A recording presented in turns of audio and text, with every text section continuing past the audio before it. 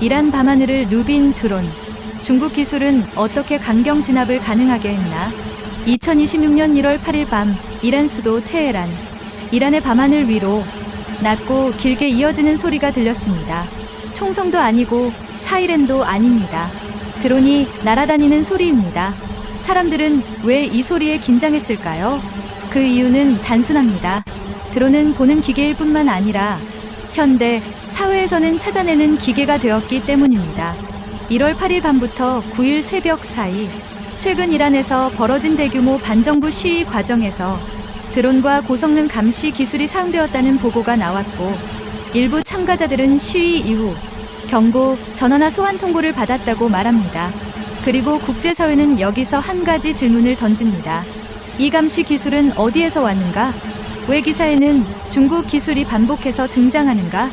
오늘 영상은 자극적인 단정이 아니라 어떤 조건이 강경 진압을 가능하게 했는가를 원인부터 차근히 정리해 보겠습니다. 1부.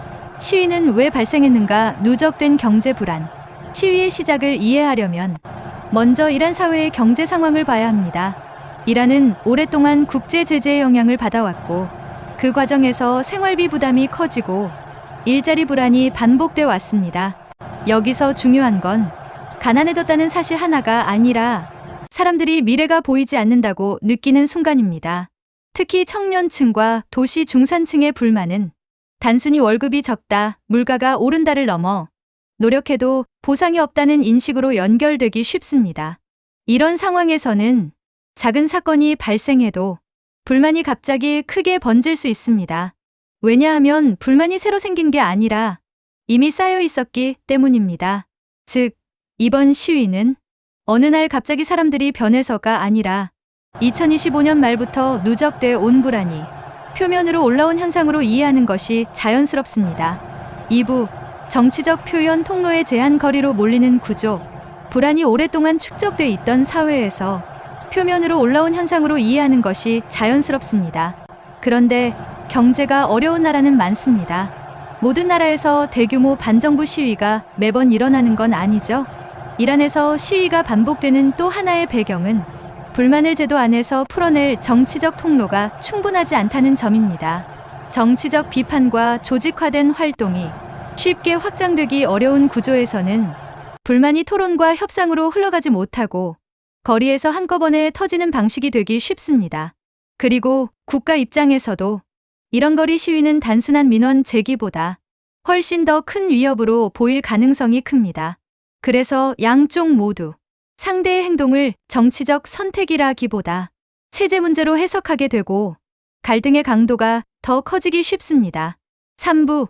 히잡 문제. 여기서 많은 분들이 묻습니다. 히잡 문제도 큰 원인 아닌가? 정확하게 말하면 히잡 문제는 시위의 근본 원인이라기보다 불만이 한꺼번에 결집하는 상징적 계기가 되는 경우가 많습니다. 이란에서 히잡 착용은 단순한 패션이나 문화 선택이 아니라 법과 제도로 관리되는 영역입니다. 즉, 규범이 개인의 선택보다 강하게 작동할 수 있습니다. 그래서 히잡 규제는 옷의 문제를 넘어 사람들에게 이렇게 읽힐 때가 있습니다. 국가가 개인의 일상에 어디까지 개입하는가? 개인의 선택권은 어디까지 허용되는가? 규범을 어겼을 때 국가가 어떤 방식으로 처벌하는가? 이 질문들이 히잡 이슈에 붙으면서 단일 이슈가 사회 전체 논쟁으로 확대됩니다. 그리고 이런 상징 이슈는 경제 불만, 정치 불만처럼 흩어져 있던 감정을 하나로 묶는 기능을 하기도 합니다. 즉, 히잡 문제는 원인 하나로만 설명하면 오해가 생기고 누적된 불만을 한 지점에서 폭발시키는 기폭제로 설명하는 것이 더 정확합니다. 4부. 정부는 왜 강경해졌나? 정부가 강경하게 대응하는 이유는 대개 싫어서라기보다 그들이 이 상황을 위협으로 해석하기 때문입니다. 특히 상징적 규범이 걸린 문제는 체제 정당성, 국가 정체성과 연결되기 쉬워 정부가 타협보다 통제를 선택할 요인이 커집니다. 여기서 통제 방식은 두 갈래입니다. 첫째, 물리력 중심 대응. 둘째, 정보기술 중심 대응. 최근의 특징은 둘째가 점점 커지고 있다는 점입니다. 즉, 현장에서만이 아니라 4호까지 관리하는 방식으로 이동합니다. 5부, 드론 얼굴 인식통신 차단, 통제 방식이 바뀌는 지점. 이번 뉴스에서 핵심으로 등장한 건 드론과 감시 기술입니다. 드론은 단순히 하늘에서 찍는 도구가 아닙니다. 현대 감시 체계에서는 드론이 실시간 관찰 데이터 수집을 맡고 지상에서는 CCTV와 통신 데이터가 결합됩니다. 여기서 야간 식별이 중요합니다.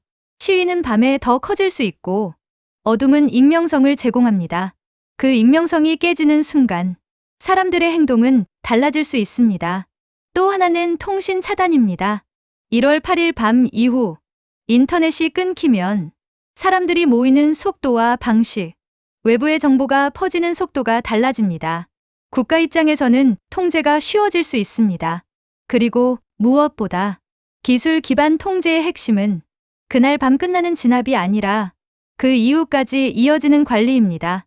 현장에서 촬영된 영상과 데이터가 사후 신원 확인, 소환, 경고로 이어지면 사람들은 다음 행동을 결정할 때 완전히 다른 계산을 하게 됩니다.